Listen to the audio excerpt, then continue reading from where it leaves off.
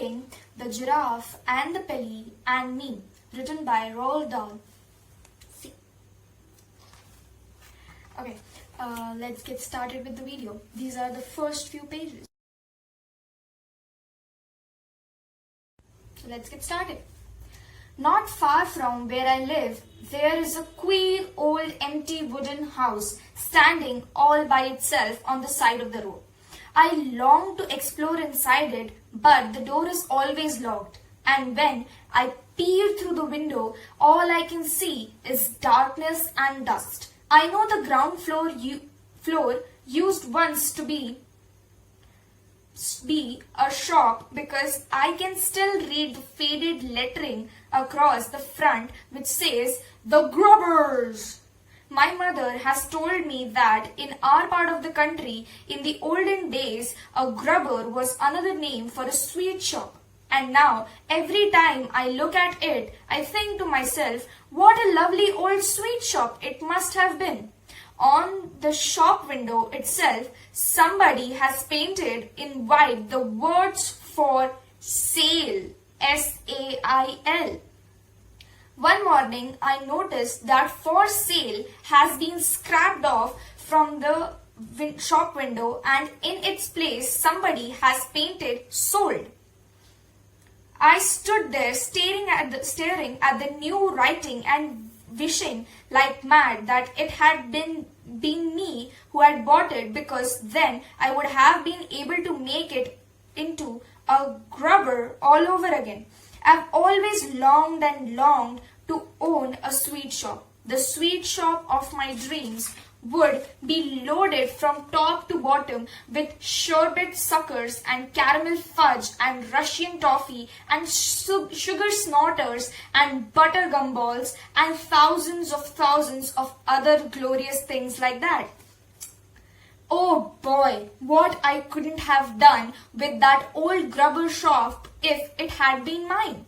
On my next visit to the grubber, I was standing across the road gazing at the wonderful old building when suddenly an enormous bathtub came sailing out through one of the second floor windows and crashed right into the middle of the road.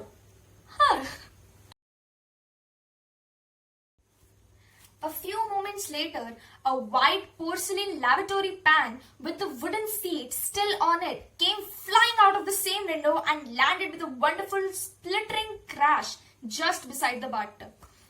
This was followed by a kitchen sink, an empty canary cage, and a 4-poster bed, and 2 hot water bottles, and a rocking horse, and a sewing machine, and goodness knows what else besides. It looked as though some madman was ripping out the whole of inside of the house, because now pieces of staircase and bits of banister and a whole lot of old floorboards came whistling through the window. Then there was silence. I waited and I waited. But not another sound came from within the building. I crossed the road and stood right under the windows and called out, "Is anybody home?" There was no answer. In the end, it began to get dark, so I had to turn away and start walking home. But you can bet your life nothing was going to stop me from hurrying back in there tomorrow morning to see what the next surprise was going to be. When I got back to the grubber house the next morning, the first thing I noticed was the new door. The dirty old brown door had been taken out, and in its place someone had fitted a brand new red one. The new door was fantastic. It was twice as high as the other one had been, and it looked ridiculous. I couldn't begin to imagine who would want a tremendous tall door like that in his house, unless it was a giant. As well as this, somebody had scraped away the sold notice on the shop window, and now there was a whole lot of different writing all over the glass. I stood there reading it and trying to figure out what on earth it all meant. I tried to catch some sign or sound of movement inside the house, but there was none. until all of a sudden, out of the corner of my eye, I noticed that one of the windows on the top floor was slowly beginning to open outwards. Then a head appeared at the open window. I stared at the head. The head stared back at me with big round dark eyes. Suddenly, a second window was flung wide open, and of all the crazy things, a gigantic white bird hopped out and perched on the windowsill. I knew what this one was because of its amazing beak, which was shaped like a huge orange-colored basin. The pelican looked down at me and sang out, "Oh, how I wish for a big fat fish! I'm as hungry as ever could be. A dish of fish is my only wish. How far are we from the sea?" "We are long away from the sea," I called back to him, "but there's a fishmonger in the village not far away." "A fish what?" "A fishmonger." "Now, what on earth would that be?" asked the pelican. "I have heard of a fish pie and a fish cake and a fish finger, but I have never heard of a fishmonger. Are these mongers good to eat?" This question baffled me a bit, so I said, "Who is your friend in the next window?" "She is the giraffe," the pelican answered. "Is she not wonderful? Her legs are on the ground floor and her head is looking out of the top window." As if all this wasn't enough, the window on the first floor was now flung wide open and out popped a monkey. The monkey stood on the windowsill and did a jiggly little dance. He was so skinny, he seemed to be made only out of furry bits of wire. But he danced wonderfully. Well, I clapped and cheered and did a little dance myself in return. "We are the window cleaners," sang out the monkey. "We will polish your glass till it's shiny like brass, and it sparkles like sun on the sea. We are quick and polite, and we will come day or night, the giraffe and the Pelly and Me. We are fabulous crew. We know just what to do, and we never stop work to drink tea. All your windows will glow when we give them a go, the giraffe and the Pelly and Me. We use water and soap plus some kindness and hope, but we never use ladders. No, who needs ladders at all when you're 30 feet tall?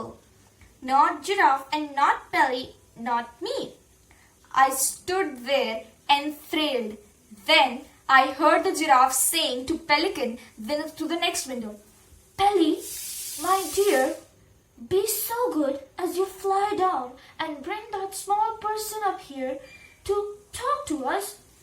At once, the pelican spread out his huge wide wings and flew down on his road beside me. "Hop in," he said, opening his enormous beak. I stared at the great orange beak and backed away.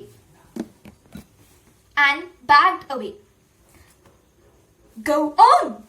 the monkey shouted from in his window. "The pelly isn't going to swallow you. Climb in!" I said to the pelican, "I only get in if you promise not to shut your beak once I'm inside." "You have nothing to fear," cried the pelican. "And let me tell you why. I have a very special beak. A special beak have I. You'll never see a beak so fine. I don't care where you go. There's magic in this beak of mine. Hop in and don't say no."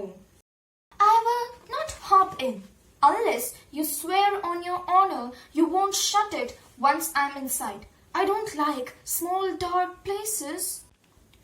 "When I have done what I'm just about to do," said the pelican, "I won't be able to shut it.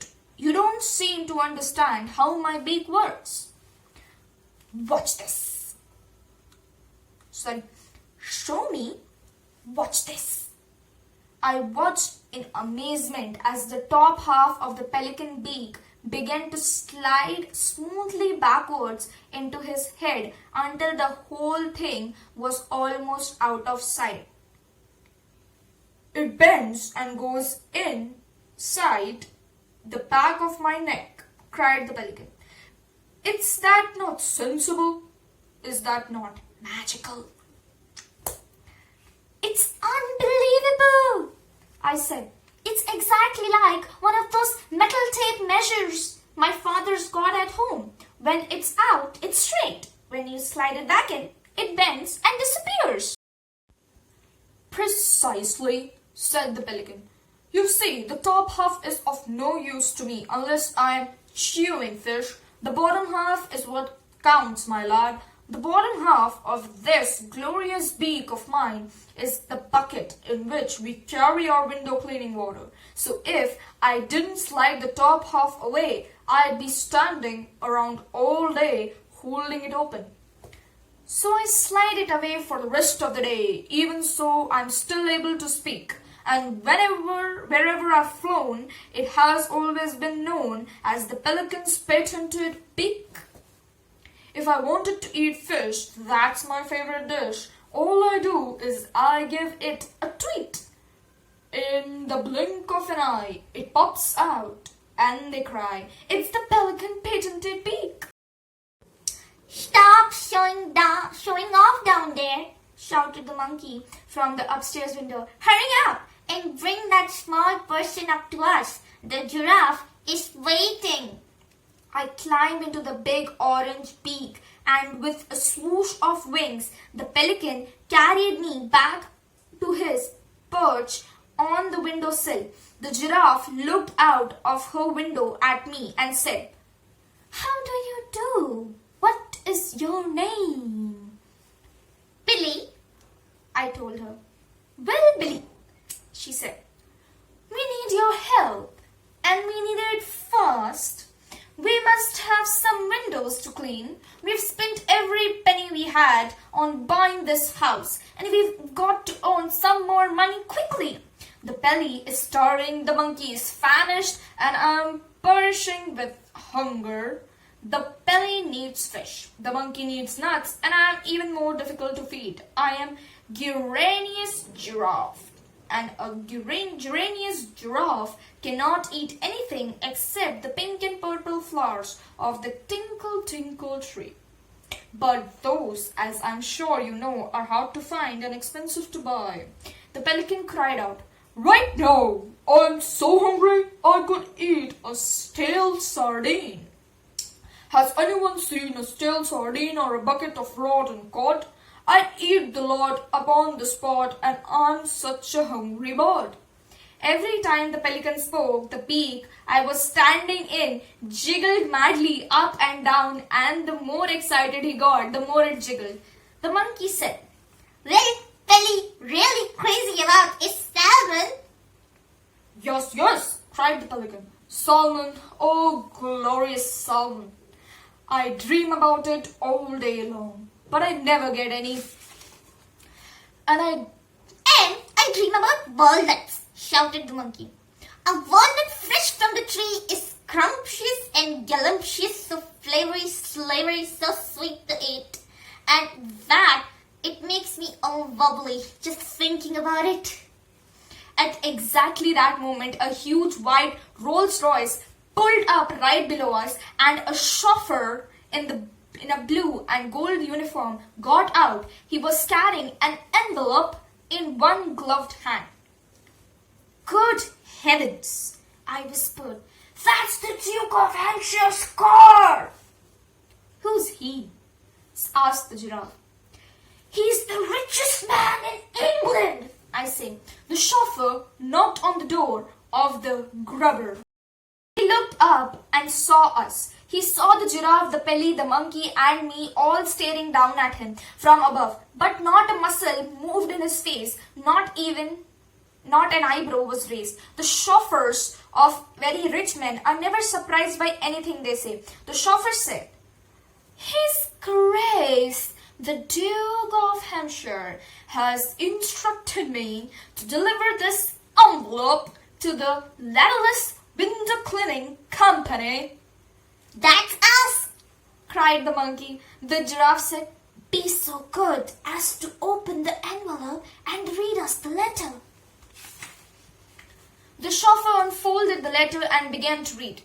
Dear sirs, I saw your notice as I drove by this morning. I have been looking for a decent window cleaner for the last 50 years, but I have not found one yet. My house has 677 windows in it, not counting the greenhouse, and all of them are filthy. Kindly come and see me as soon as possible. Yours truly, Hampshire. That's, added the chauffeur in a voice filled with awe and respect, was written by His Grace, the Duke of Hampshire, in his own hand. The giraffe said to the chauffeur, Please tell the Grace, the Duke, that we will be with him as soon as possible. The chauffeur touched his cap and got back into the Rolls Royce. Whoopee! Shouted the monkey. Fantastic! Cried the pelican. That must be the best window cleaning job in the world. Really, said the giraffe. What is the house called and how do we get there? It's called Hampshire House, I said.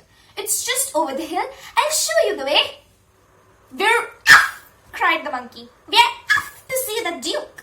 The giraffe stooped low and went out through the tall door. The monkey jumped off the window sill onto the giraffe's back, and the pelican, with me in his beak, hanging on for dear life, flew across and perched on very top of Giraffe's head. And away we went.